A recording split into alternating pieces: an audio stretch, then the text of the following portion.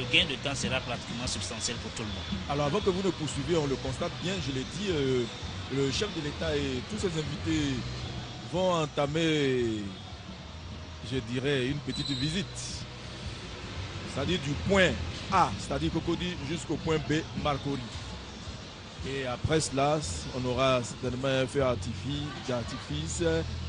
Et il a été aussi dit qu'il va avoir un bal poussière, c'est ça. Oui, M. Ouattara, nous continuons. Vous avez parlé tout à l'heure de pont à péage. Juste pour rire, un client dans un taxi-compteur qui paye le passage sur le pont.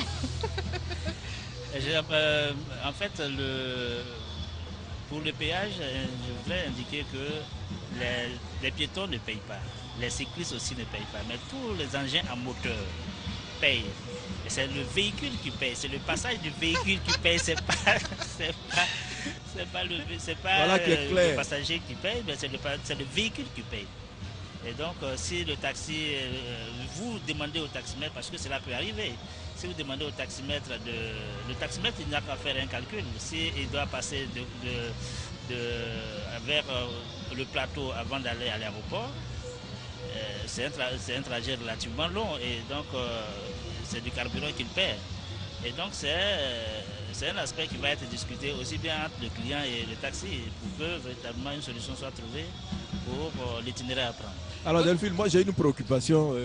Je l'ai demandé à M. Sako, bon il n'a pas pu me répondre, mais alors lui qui a conduit les études, il y a des Ivoiriens, c'est à juste raison, hein, ils estiment que cet aménagement qu'on voit bien à l'écran, les jets d'eau, le jardin vont être le nid des malades mentaux. Avez-vous prévu quelque chose pour empêcher cela? Bon, en dessous des ouvrages de façon générale, au niveau du HKB lui-même jusqu'à l'échangeur, le problème ne se pose pas parce que personne n'a accès aussi bien à la voie d'accès qu'à l'ouvrage. Le problème se pose au niveau du VGE.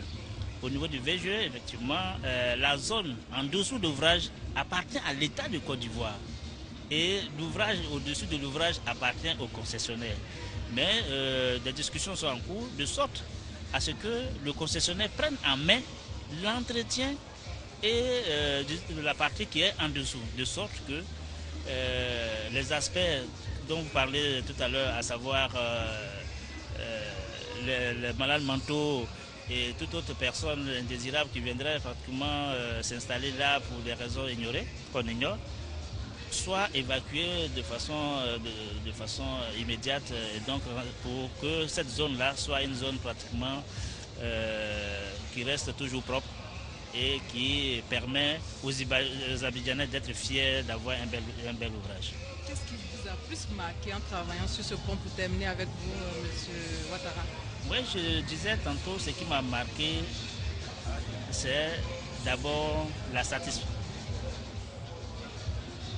Ce qui m'a marqué, comme je le disais, c'est la satisfaction du défi. C'est-à-dire, on se lance un défi, on se donne les moyens de le réaliser. Et les moyens qui ont été utilisés ici ont été des moyens à la hauteur des nouvelles technologies.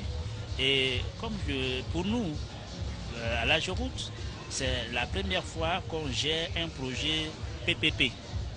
Les projets que nous avons gérés, c'est généralement les projets qui sont financés par l'État de Côte d'Ivoire. Mais au jour d'aujourd'hui, nous avons eu à gérer un projet PPP et nous avons tiré des enseignements. Et ces enseignements vont nous permettre pour les futurs projets dont le ministre a parlé tantôt, à savoir le pont de Yopougon et éventuellement le pont le 4e et le 5e pont. Nous allons prendre au regard des imperfections et des enseignements que nous avons pu tirer sur ce projet. Nous sommes convaincus que les futurs projets seront meilleurs. Quand je dis meilleurs, ce n'est pas dans la réalisation, mais c'est dans la prise en main de ces projets-là. Merci M. Ouattara, merci pour toutes ces informations. Victorien Saïe, le pont HKB est ouvert à la circulation. Nous allons recevoir notre second invité qui a dû partir pour prendre sa médaille.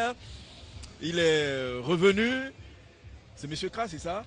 Monsieur Sidi. Ah oui, c'est M. Sidi qui était allé récupérer sa médaille. Bon. Alors Delphine, vous allez revenir sur... Monsieur Sidi, il est le conseiller du ministre Patrick Hachi. Voilà. On a entendu tout à l'heure M. Patrick Hachi parler. Vous avez quelque chose à ajouter sur ce qu'il a dit? La réalisation du pont. Oui, le ministre il a tout dit. Vous aviez été son conseiller. Oui, j'ai été son conseiller pendant toute la mise en œuvre du projet. Oui. Et il faut dire que le projet a eu du mal à démarrer parce qu'il avait connu un arrêt brutal lors du retrait de la Banque islamique de développement en 2009. Et puis bon, après le ministre Hachi est sorti du gouvernement et puis il y a eu la crise. Et le président avait promis de redémarrer le projet dès sa prise, lorsqu'il arrivera au pouvoir. Donc le ministre Hachi et tous les membres du gouvernement, lorsqu'ils étaient au Golfe, ils avaient commencé à redémarrer les négociations avec les différents bailleurs de fonds pour pouvoir boucler le financement de ce projet-là.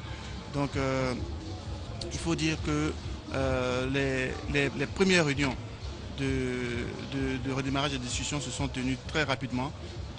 Dès le mois de mai 2011, il y a eu les premières réunions à Paris avec le concessionnaire Bouygues et puis les bailleurs de fonds.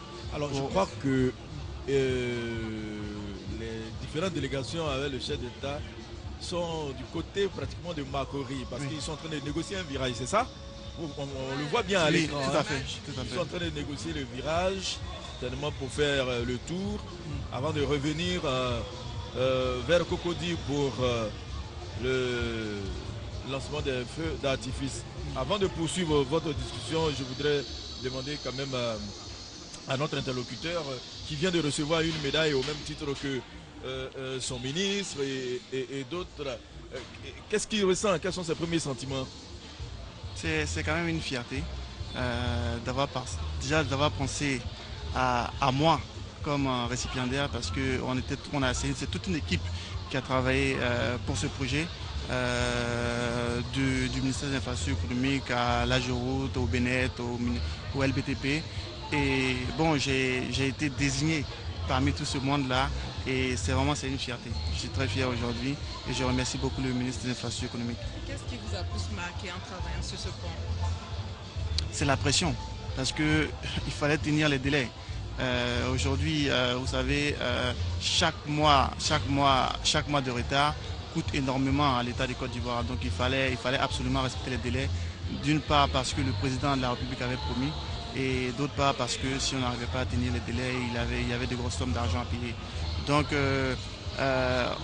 l'administration ivoirienne n'était pas outillée à gérer ce type de pression-là. Et il fallait se réorganiser en interne pour pouvoir tenir, parce que c'est la première fois qu'on fait un chantier aussi rapidement. Merci, M. Sidi, d'être venu sur notre plateau. Merci beaucoup. Victorien. Le pont Henri Konan Bédié présente une longueur de 1,5 km, mais c'est tout l'ensemble 6,7 km. Ce pont est réparti en 30 travées de 50 mètres chacune. L'ensemble s'intègre dans le site suivant un profil très horizontal au plus près du plan d'eau de la lagune. Les piles circulaires de l'ouvrage sont traitées comme des têtes de colonnes qui émergent de la surface de l'eau. Et nous assistons toujours à la petite visite de la délégation du chef de l'État. Le pont est entièrement bétonné et comporte un parement dit en béton ondulé sur les murs en retour. La limite entre ce béton ondulé et le béton lisse est marquée par une ligne courbe qui dessine une ondulation à grande échelle. La qualité architecturale de cet ouvrage résulte autant de sa bonne intégration dans le site que de l'expression forte de cette structure contemporaine dans un contexte à la fois urbain et naturel. Donc Victorien, on pense déjà à la construction du 4e pont d'Abidjan. Oui, le président de la République l'a annoncé tout à l'heure, 4e pont, c'est-à-dire le pont qui va relier Yopougon à l'île Boulay. Je rappelle que l'île Boulay va abriter l'extension du nouveau port, du port d'Abidjan plutôt, et il y aura aussi le 5e pont Yopougon à Djamé en passant par Atekoubé. Mais il n'y a pas que ça. Le chef de l'État, depuis sa prise de fonction, a lancé plusieurs travaux, et c'est depuis l'hôtel du Golfe qu'il avait commencé à travailler avec ses collaborateurs. Récemment, il était à Yopougon pour l'inauguration de la station de traitement d'eau de Nyangon 2, parce qu'il faut le dire, la population de Yopougon avait un vrai souci, c'était l'approvisionnement en eau. Et comme un témoin le disait, chaque fois que un groupement politique arrivait dans ce quartier, c'est-à-dire, on a appelé ce quartier-là Mikao, les populations étaient unanimes sur un fait. Nous sommes contents de vous voir, nous sommes contents du travail que vous faites, nous sommes contents de la politique que vous menez, quel que soit le bord politique, mais nous avons un souci, l'eau. Et le président Alassane Ouattara a fini par résoudre cette question. Et ce jour-là, il a aussi annoncé plusieurs travaux dans le cadre de l'approvisionnement en eau en Côte d'Ivoire.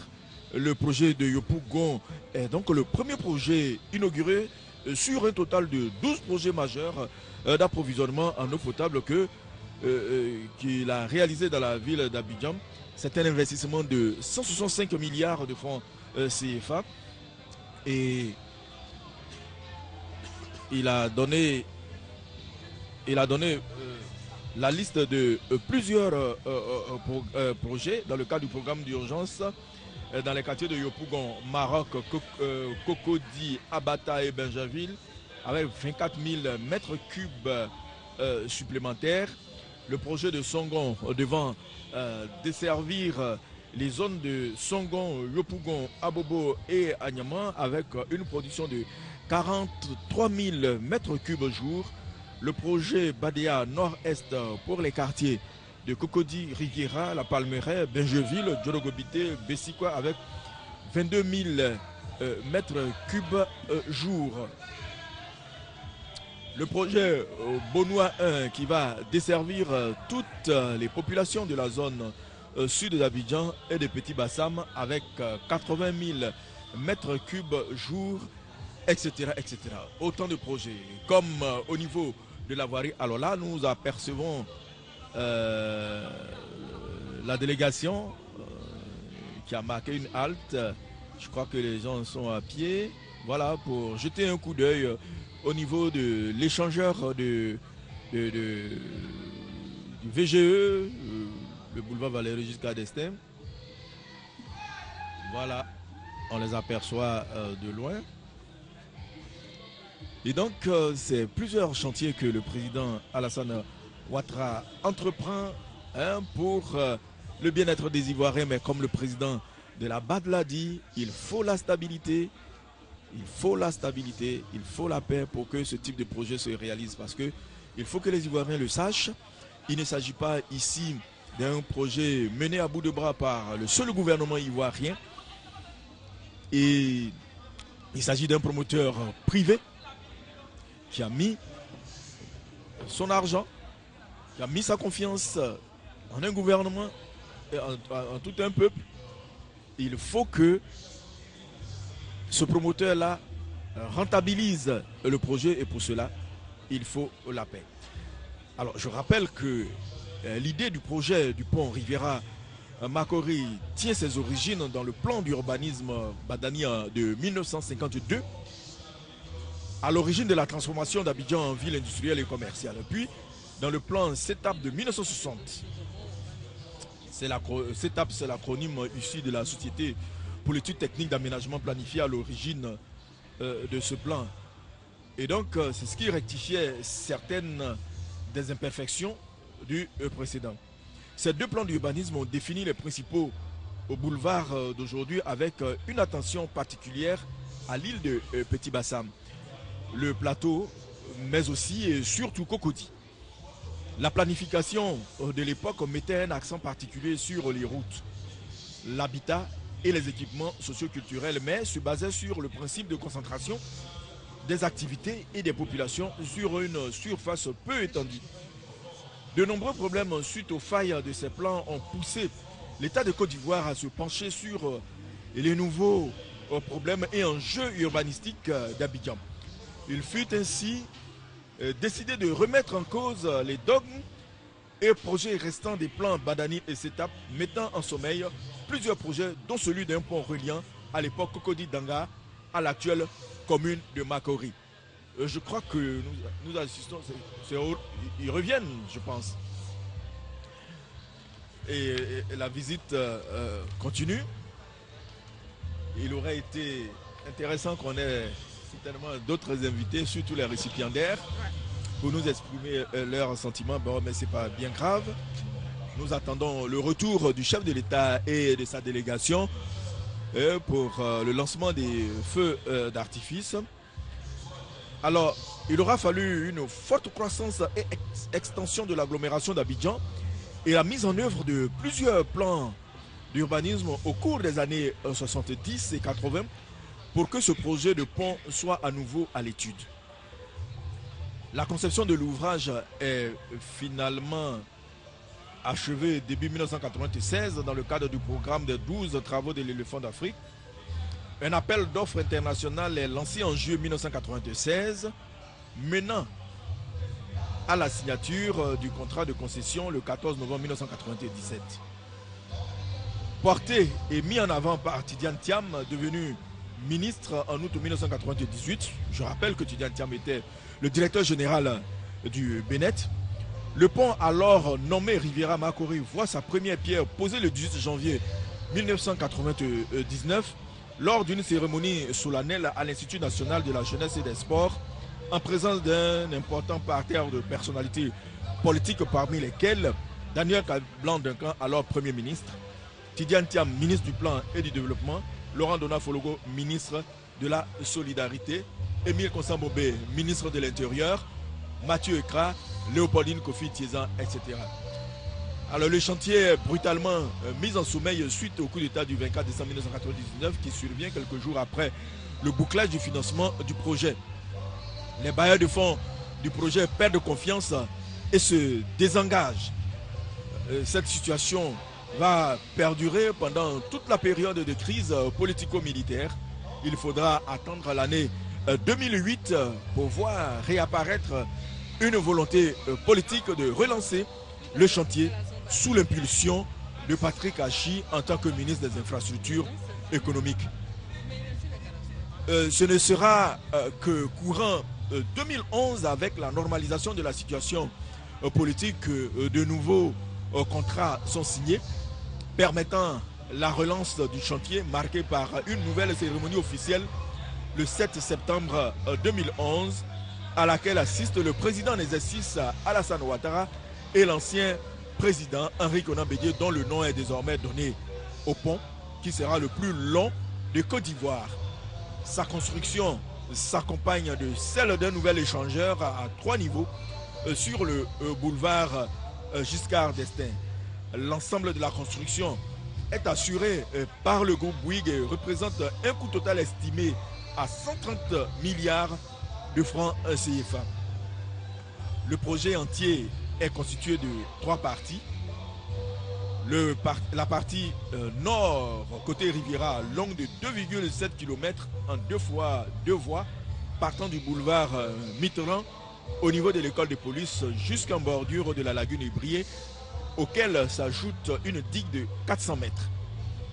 Le pont Henri Konan Bédié, long de 1,5 km en 2 fois 3 voies, d'une largeur de 28 mètres, dont 3 mètres de trottoir, et dont les fondations vont de 30 mètres à 80 mètres de profondeur, relie la digue de la Riviera à la rive de Makori.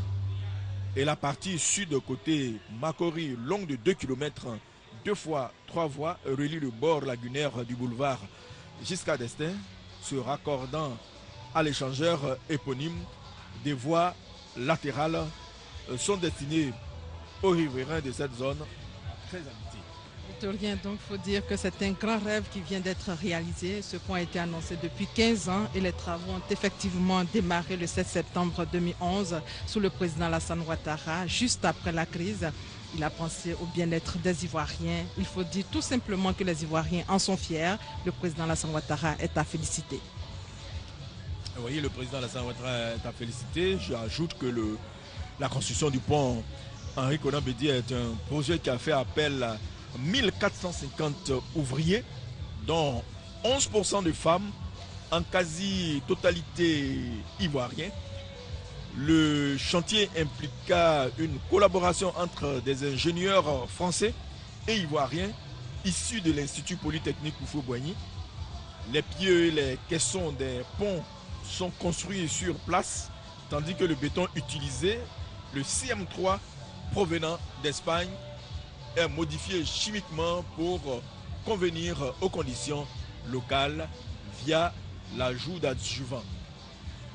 De la bétonite est utilisée pour effectuer le coffrage des pieux. Tout à l'heure, l'un de nos consultants l'avait signalé. 10 années, un peu plus de 10 années de crise, la Côte d'Ivoire n'a pas arrêté la formation. Nous avons vu des jeunes gens sortir de l'école polytechnique de Yamoussoukro, mais qui sont restés, on peut le dire, inactifs. Il a fallu une collaboration entre les ingénieurs français et ces jeunes Ivoiriens qui ont été formés sur place. Et là, nous apercevons le président Alassane Ouattara qui est descendu dans l'arène pour jeter un coup d'œil sur les travaux. Et là, ils sont du côté de Marcory au niveau du boulevard jusqu'à Destin. Et là, c'est une foule. C'est une foule immense qui se réjouit de voir son président. Et on découvre les voitures qui se mettent en position. Et je rappelle aux téléspectateurs qui ne doivent pas quitter nos antennes que tout à l'heure, il y aura des feux d'artifice. Et ça sera certainement le clou de la manifestation. Et je rappelle aussi qu'il y aura un conseil, balle-poussière, tout à l'heure. Voilà, j'ai le sentiment que le service de sécurité présidentiel est un peu débordé. Oui, je vois le président de l'Assemblée nationale également qui lutte pour se frayer un chemin. Victorien, les Ivoiriens sont contents. Absolument. C'est une population heureuse de recevoir cette œuvre qui, il faut le dire, représente un cadeau de Noël pour les Ivoiriens. Véritable cadeau de Noël conçu depuis 18 ans, réalisé en 25 mois. Le pont HKB vient d'être ouvert ce soir à la circulation. Circulation, vous l'avez dit, 2 semaines de gratuité et le concessionnaire va reprendre les choses en main parce que je rappelle une fois de plus qu'il s'agit d'un pont à péage. Et les moyens vont permettre à cette société de payer ceux qui vont entretenir le pont, de payer ceux qui vont suivre la surveillance du pont. Voilà, le président est reparti dans le cas. Et vous voyez le public qui veut le toucher. Les gens veulent prendre d'assaut même le pont. On peut le dire, avec l'inauguration de ce pont, les usagers ont 15 minutes pour relier Riviera à Marcory. C'est un pont qui raccourcit complètement le trajet entre le sud et le nord d'Abidjan. On peut aussi dire qu'après sa prise de pouvoir, le président de la République, Alassane Ouattara, qui a inscrit en priorité la réhabilitation et la reconstruction dans son programme, tout ceci n'est pas un discours vain, n'est pas un simple discours politique. Et je pense que le président Henri Konan Bédié ne croyait pas si bien dire accorder un second mandat au réalisateur. Ouais, un grand hommage. La circulation sur le pont HKB, c'est plus de 60 000 véhicules par jour et 2500 véhicules par heure. La vitesse autorisée est de 70 km/h. Et voilà, vous parlez, Delphine, de vitesse. Il faut bien qu'on insiste là-dessus. Tout à l'heure, notre consultant l'a dit. S'il y a des accidents, le concessionnaire va s'adresser directement à l'assureur du conducteur pour être dédommagé. Il faut être prudent. C'est un ouvrage qui est beau, qui va faciliter la tâche à tous les automobilistes. Mais, soyons prudents. Nous ne souhaitons pas voir les gens rouler à vive allure sur un pont. Oui, il s'agit d'un pont. Il ne s'agit pas de l'autoroute du Nord. Encore que là aussi, la vitesse est limitée à 120 km/h. Ici, vous l'avez dit Delphine, il s'agit de 70 km/h. Il faut faire l'effort de respecter cela parce qu'on n'a pas réalisé ce pont pour que les Ivoiriens meurent. Le pont HKB est donc le reflet d'une Côte d'Ivoire qui se reconstruit entre pont et chaussée. Tout le pays est en chantier. Tout le pays est en chantier avec une société, la société Socoprim, filiale du groupe Bouygues. Le groupe Bouygues, il faut le rappeler, est très connu en Côte d'Ivoire. Et Socoprim avait la tâche de mettre fin aux travaux en 2014 et cet effectif, le troisième pont, est à la disposition des Abidjanais. Pont baptisé Henri Konan Bédier, c'est un outil de développement dans une ville en pleine croissance. Ce pont va relier les hommes, mais va aussi faciliter les déplacements et améliorer l'environnement. Alors par convention de concession, le gouvernement ivoirien a confié à Socoprim la conception, le financement, la construction, l'exploitation, mais aussi l'entretien du pont. Pour si elle a passé des contrats avec le gouvernement, les banques, le constructeur, et a embauché et continuera à embaucher du personnel d'entretien et d'exploitation. Alors, on pourrait ajouter en attendant l'arrivée du président de la République et de ses invités qui ont fait un tour à l'autre bout, c'est-à-dire du côté de Marcory en attendant leur arrivée. Sachez que la société civile, au niveau des enjeux de Socoprim plutôt, Socoprim qui entreprend à l'écoute d'un monde exigeant avec la société civile, il s'agit de développer l'emploi et contribuer à une vie sociale plus harmonieuse. Leurs clients, il s'agit d'établir une relation de confiance basée sur l'écoute, la transparence et l'innovation. Oui, innovation il y a eu et tous les techniciens qui sont passés à notre pupitre l'ont dit, c'est une technologie avancée.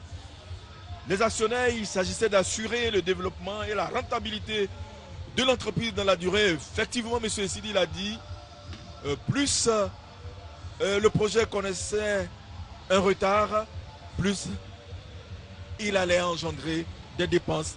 Il fallait donc se battre nuit et jour pour respecter le délai. Et le délai a été respecté. 25 mois pour la réalisation de cet ouvrage. 25 mois pour la réalisation du pont HKB Victorien. Il faut dire qu'il est prévu un autre échangeur sur le boulevard Giscard d'Estaing au niveau du carrefour Solibra.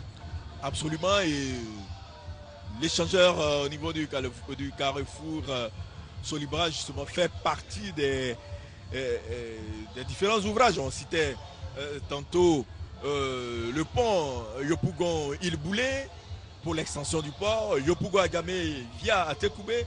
Effectivement, il y aura un échangeur au niveau du carrefour Solibra, pourquoi pas. Et les enjeux de Socoprim, je le disais tantôt, avec les collaborateurs, il s'agissait d'assurer leur sécurité et favoriser leur bien-être et leur développement personnel. Et là, mademoiselle Sopi, qui a conduit les travaux, l'a aussi signalé tout à l'heure, chaque jour était un défi pour cette structure, former les gens au plan sécuritaire pour limiter véritablement les dégâts. Et avec les riverains du chantier, il s'agissait de faire en sorte de réduire les nuisances et prendre en compte leurs attentes.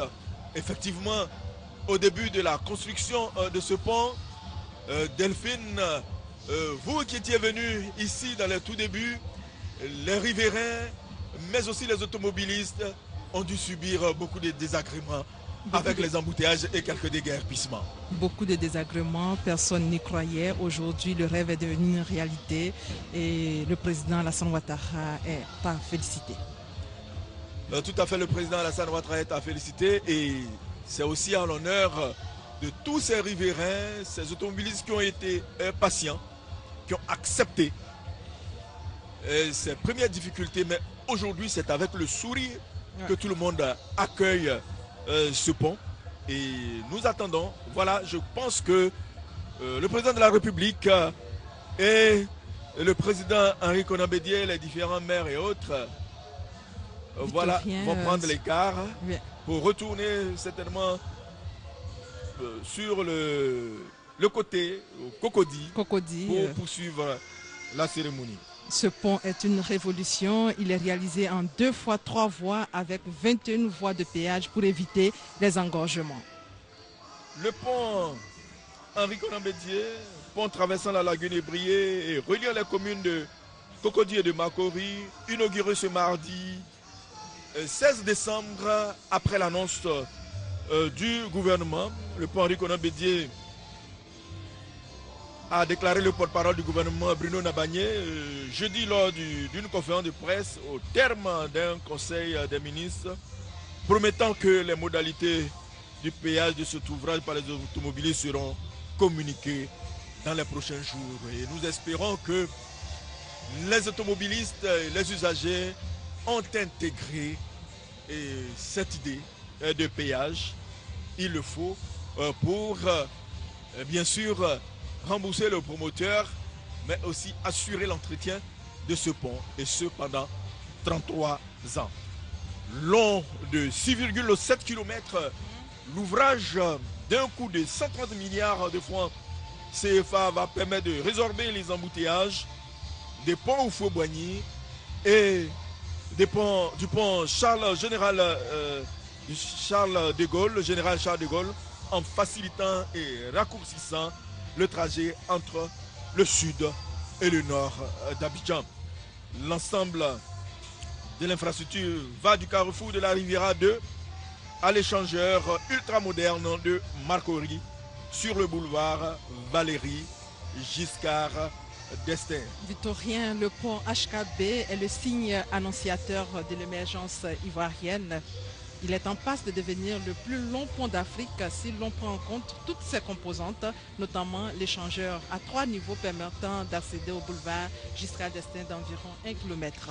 Et nous assistons au retour de la délégation qui allait visiter le pont et l'échangeur de Makori, 2 fois 3 voies, contrairement aux 2 précédents ponts.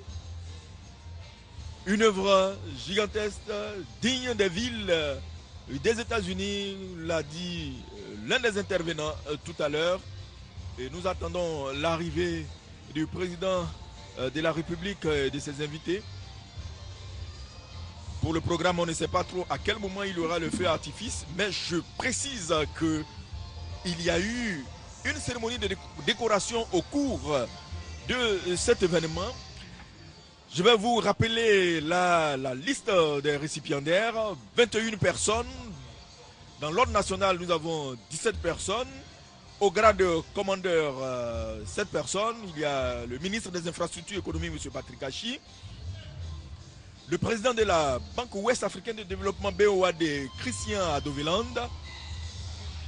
Le président de l'AFC, Andrew Ali. Le président de la PAIDF, Souleymane Keïta.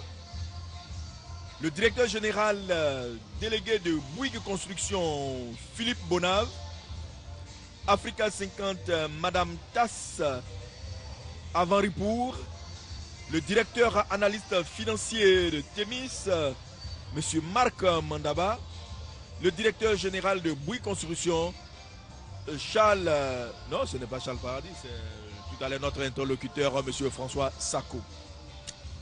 Au grade d'officier, 8 personnes, M. Eugène Ndakassi, le directeur général par intérim de la BNI. Olivier Bonnet, Bouygues Construction, retraité. Pascal Krakofi, directeur général du Bénet. Amédée Kouakou, directeur général de LBTP. Abo Essan, directeur des infrastructures de transport au Bénin. Et nous assistons toujours à l'arrivée du chef de l'État et de ses invités. Il y a Parfait Accès, inspecteur des infrastructures. Christian Gazein, directeur superviseur du projet du pont. Tout à l'heure, autant pour moi, effectivement, M. Charles Paradis, il est le directeur général de Bouygues Construction et M. François Sako, il est plutôt le directeur général de Socoprim, filiale du groupe Bouygues. Et lui, M. François Sako a été aussi décoré au grade de chevalier. M. Sylvain Jiménez, directeur général de la SAC Prime. M. Sidi Sissé, directeur de cabinet adjoint du ministre du budget, mais aussi conseiller du ministre Patrick Hachi. Je rappelle que tout à l'heure, il était l'un de nos invités. À la dignité de Grand Croix, c'est le président directeur général du groupe Bouygues, M. Martin Bouygues. À la dignité du grand officier, 2 personnes, M. Olivier Bouygues, directeur général délégué de Bouygues, M. Donald Kamberouka, président du groupe Banque africaine de développement, et au grade de commandeur, M. Amadou Kone, administrateur de la Côte d'Ivoire à la Banque africaine de développement. Alors nous assistons à l'arrivée de la délégation conduite par le président de la République. 2 cars ont transporté le chef de l'État et ses invités. Ils ont rallié Marcory en traversant justement sur une longueur de 1,5 km. En moins de 20 minutes. En moins de 20 minutes le pont. Le président Alassane Ouattara a dû descendre pour un bain de foule. Et ils sont de retour pour dire aux Ivoiriens que la construction du pont annoncée il y a 2 ans par le président Alassane Ouattara n'était pas un discours creux ou encore moins un discours politicien, mais c'est la réalité. Ce qui confirme là que l'homme est un grand bâtisseur. Le pont Henri Konan Bédié qui relie la Riviera, quartier de... qui relie la Riviera à Makori est une réalité. En tout cas, nous avons été heureux de suivre cette retransmission, Delphine. Merci Victorien. Le pont Henri Konan Bédié est le symbole matériel d'un champ qui précède l'émergence économique. Ça y est, c'est fait. Le pont est ouvert à la circulation et merci à vous de nous avoir suivis. 5e pont